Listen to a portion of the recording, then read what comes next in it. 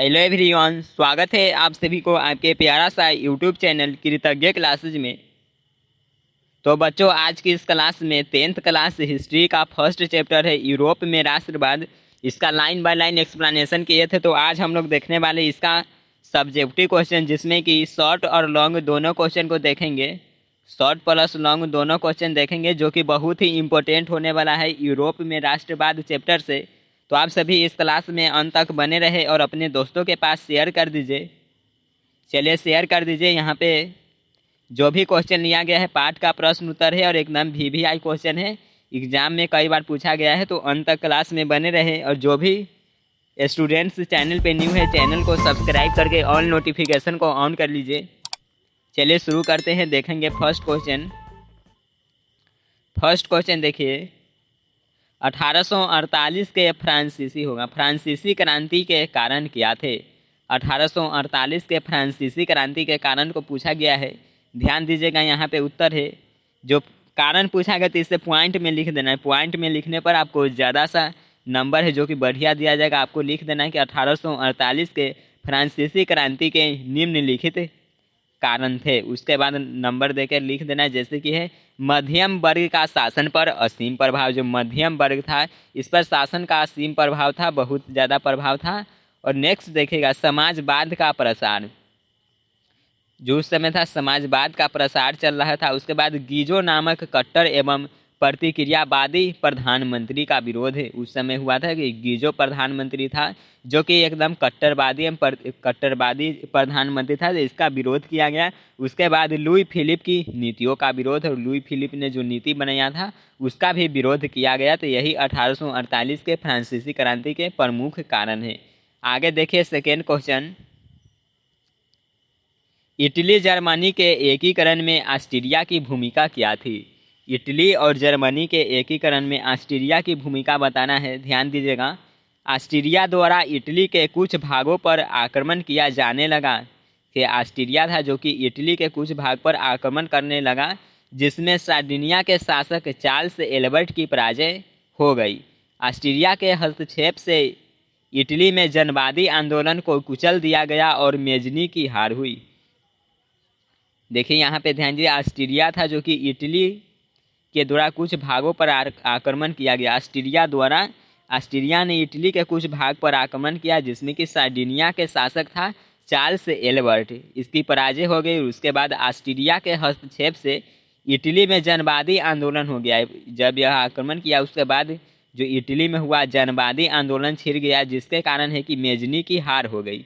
उसके बाद देखिए धीरे धीरे इटली में जन जागरूकता और राष्ट्रीयता की भावना बढ़ने लगी। जर्मन राज्यों में बढ़ते हुए विद्रोह को ऑस्ट्रिया और प्रसा ने मिलकर दबाया। तो यही था जो कि इटली एवं जर्मनी के एकीकरण में ऑस्ट्रिया की भूमिका की बात किया जाए तो भूमिका आपको इतना लिख देना है। नेक्स्ट देखिएगा 3 नंबर क्वेश्चन, और वीडियो को लाइक और शेयर कर दीजिए। 3 नंबर क्वेश्चन है, यूरोप में राष्ट्रवाद को फैलाने में नेपोलियन बोनापार्ट किस तरह सहायक हुआ। कि यूरोप में जो राष्ट्रवाद को फैलाया इसमें नेपोलियन बोनापार्ट का एक मुख्य भागीदारी था। तो इन्होंने किस प्रकार सहायता की है यूरोप में राष्ट्रवाद को फैलाने में, इसे लिखना है। ध्यान दीजिए, आंसर देखिए, नेपोलियन बोनापार्ट प्रथम ने जब इटली पर आक्रमण किया, नेपोलियन बोनापार्ट फर्स्ट था, इसने इटली पर अधिकार किया, तो उसने छोटे छोटे राज्यों का अंत कर दिया। उसने रिगाओ, फरारा, उसके बाद बोलोना, मोडेना को मिलाकर एक छोटे से गणराज्य की स्थापना कर दी थी। इसे ट्रांसपर्निका गणतंत्र कहा गया था। इससे वहाँ के लोगों में राष्ट्रीयता की भावना का प्रादुर्भाव हुआ। देखिए इस तरह से जो वहाँ के लोगों में राष्ट्रीयता का भावना है, इसका एक उद्भव हुआ। आगे देखेगा 4 नंबर क्वेश्चन, ध्यान दीजिए, इंपॉर्टेंट क्वेश्चन है, इस पर ध्यान दीजिएगा। गैरीबाल्डी के कार्यों की चर्चा करें। गैरीबाल्डी के कार्य लिख देना है। तो देखिए गैरीबाल्डी पेशे से एक नाविक और मेजनी के विचारों का समर्थक था। सबसे पहले आपको याद रखना है गैरीबाल्डी पेशे से क्या था, तो नाविक था। ऑब्जेक्टिव के लिए इंपॉर्टेंट है और ऑब्जेक्टिव करा भी दिया गया है, यदि आप नहीं देखोगे तो देख लीजिएगा। देखिए परंतु बाद में काबूल के प्रभाव में आकर संवैधानिक राजतंत्र का पक्षधर बन गया। गैरीबाल्डी ने अपने कर्मचारियों तथा स्वयंसेवकों की सशस्त्र सेना बनाई जिसे लाल कुर्ती के नाम से जाना जाता है। आपसे पूछा जाए कि लाल कुर्ती का गठन किसने किया था, तो याद रखना है गैरीबाल्डी। लाल कुर्ती का गठन किसने किया, तो गैरीबाल्डी। और लाल सेना का गठन पूछा जाए तो याद रखना है ट्रॉट्स्की। लाल कुर्ती तो गैरीबाल्डी और लाल सेना तो ट्रॉट्स्की। आगे ध्यान दीजिए, इसकी सहायता से 1860 ईस्वी में नेपल्स के राजा को पराजित किया गया। इसके बाद सिसिली पर विजय पाई। इन रियासतों की अधिकांश जनता बुर्बो राजवंश के निरंकुश शासन से तंग आकर, देखिए यहाँ के जो अधिकांश जनता थे वह बुर्बो राजवंश के निरंकुश शासन से तंग आकर गैरीबाल्डी का समर्थक बन गई। देखिए जो बुर्बो राजवंश था उसका शासन व्यवस्था एकदम निरंकुश था, जिस कारण से जनता तंग आकर और गैरीबाल्डी का समर्थन करने लगे। गैरीबाल्डी ने यहाँ गणतंत्र की स्थापना की तथा विक्टर इमैनुअल के प्रतिनिधि के रूप में वहाँ की सत्ता संभाली।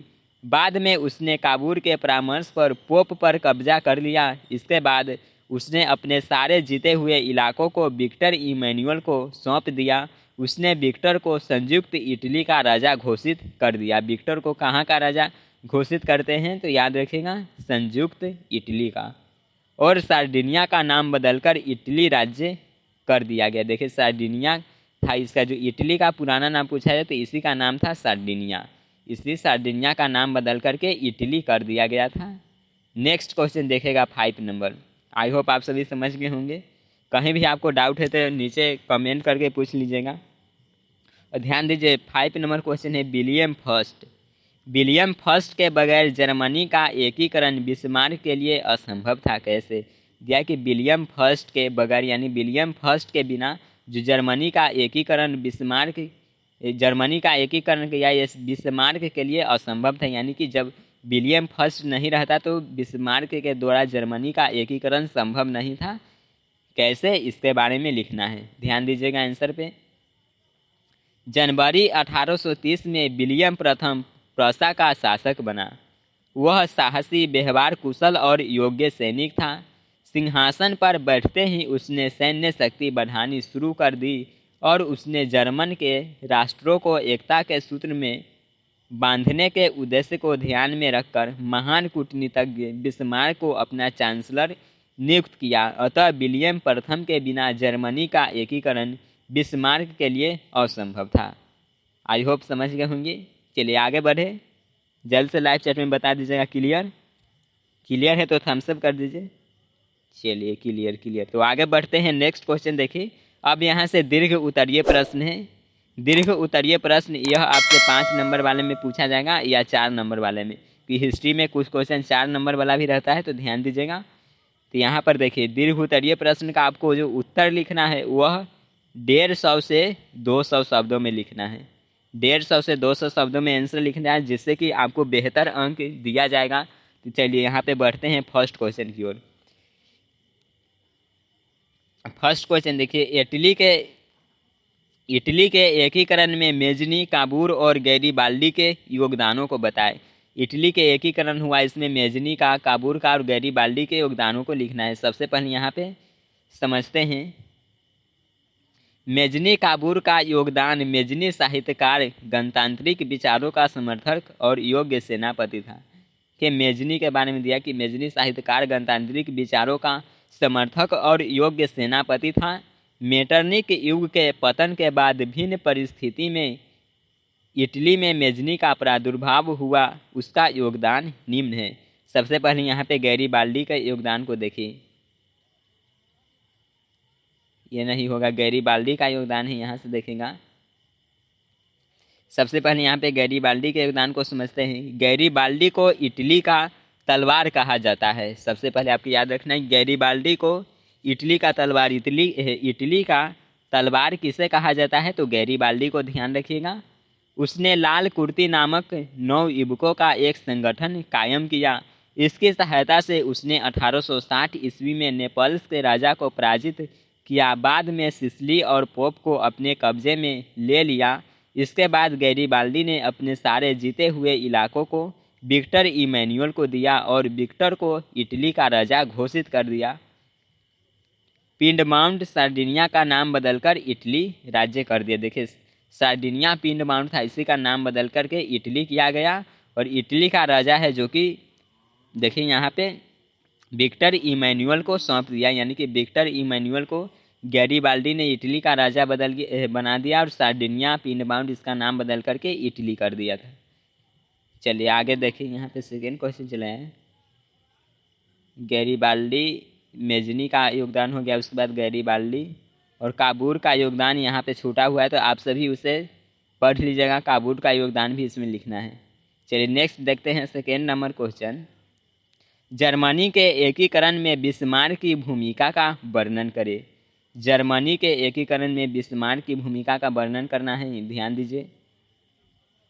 1848 ईस्वी को क्रांति के बाद यह स्पष्ट हो गया कि जर्मनी का एकीकरण क्रांतिकारियों के प्रयत्नों से नहीं होना था। उसका एकीकरण एक सैन्य शक्ति प्रधान साम्राज्य के रूप में शासकों द्वारा होना था और इस कार्य को पूरा किया बिस्मार्क ने।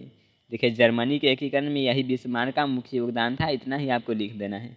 नेक्स्ट देखते हैं 3 नंबर क्वेश्चन। राष्ट्रवाद के उदय के कारणों एवं प्रभावों की चर्चा करें। राष्ट्रवाद के उदय का कारण और इसका प्रभाव लिखना है। राष्ट्रवाद आधुनिक विश्व की राजनीतिक जागृति का प्रतिफल है। सबसे पहले आपको राष्ट्रवाद को समझना है, किसी भी देश या राष्ट्र के प्रति अधिक प्रेम हो, अधिक जो उसके प्रति सम्मान हो, लगन हो, तो यही राष्ट्रवाद होता है। जो किसी विशेष भौगोलिक संस्कृति या सामाजिक परिवेश में रहने वाले लोगों में एकता की वाहक बनती है।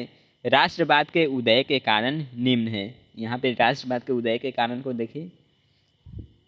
यूरोप में पुनर्जागरण, देखिए यूरोप में पुनर्जागरण, इसको समझते हैं। पुनर्जागरण के कारण कला, साहित्य, विज्ञान इत्यादि पर गहरा प्रभाव पड़ा और लोगों के दृष्टिकोण में परिवर्तन हुए, जिसने राष्ट्रवाद का बीजारोपण किया।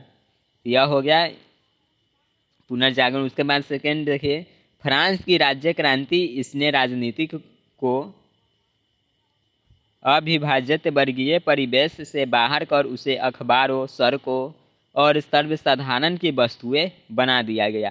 नेक्स्ट पॉइंट देखिएगा 3 नंबर, नेपोलियन का आक्रमण, इसे समझते हैं। नेपोलियन ने जर्मनी और इटली के राज्यों को भौगोलिक नाम की परिधि से बाहर कर उसको वास्तविक एवं राजनीतिक रूपरेखा प्रदान की, जिससे इटली और जर्मनी के एकीकरण का मार्ग प्रशस्त हुआ। दूसरी तरफ नेपोलियन की नीतियों के कारण फ्रांसीसी प्रभुता और आधिपत्य के विरोध यूरोप में देशभक्तिपूर्ण विक्षोभ भी जगा। और ये देखिए नेपोलियन के पतन के बाद यूरोप की विजय शक्तियाँ ऑस्ट्रिया की राजधानी वियना में 1814-15 में एकत्र हुई। देखिए नेपोलियन का पतन हुआ और उसके बाद जो यहाँ पे देखिए यूरोप की जो शक्तियाँ थी वो ऑस्ट्रिया की राजधानी वियना, ऑस्ट्रिया की राजधानी भी याद रखना है वियना। ऑस्ट्रिया की राजधानी कहाँ है? तो वियना है। जिनका उद्देश्य यूरोप में पुनः उसी व्यवस्था को स्थापित करना था जिसे नेपोलियन के युद्धों और विजयों ने अस्त व्यस्त कर दिया था।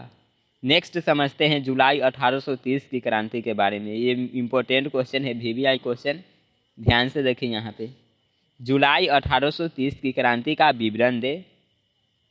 देखिए चार्ल्स दशम एक निरंकुश एवं प्रतिक्रियावादी शासक था जिसने फ्रांस में उभर रही राष्ट्रीयता तथा जनतंत्र भावनाओं को दबाने का कार्य किया।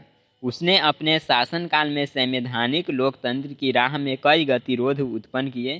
देखिए संवैधानिक जो लोकतंत्र था इसमें वो कई है जो विरोध किया, उस गतिरोध उत्पन्न किया, यानी कि उसके द्वारा प्रतिक्रियावादी पोलिग्नेक को प्रधानमंत्री बनाया गया। पोलिग्नेक ने लुई 18वें द्वारा स्थापित समान नागरिक संहिता के स्थान पर शक्तिशाली अविभाजित वर्ग की स्थापना तथा उसे विशेषाधिकारों से विभूषित करने का प्रयास किया। देखिए उसके इस कदम को उदारवादियों ने चुनौती तथा क्रांति के विरुद्ध षड्यंत्र समझा। जब यह कदम उठाया गया तो इस जो उदारवादी लोग थे उन्होंने इस चुनौती समझा और एक षड्यंत्र समझा, यानी कि एक षड्यंत्र समझा, यानी कि एक योजना बनाना, यही होता है षड्यंत्र। उसके बाद देखिए प्रतिनिधि सदन एवं दूसरे उदारवादियों ने पोलिगनेग के विरुद्ध गहरा असंतोष प्रकट किया।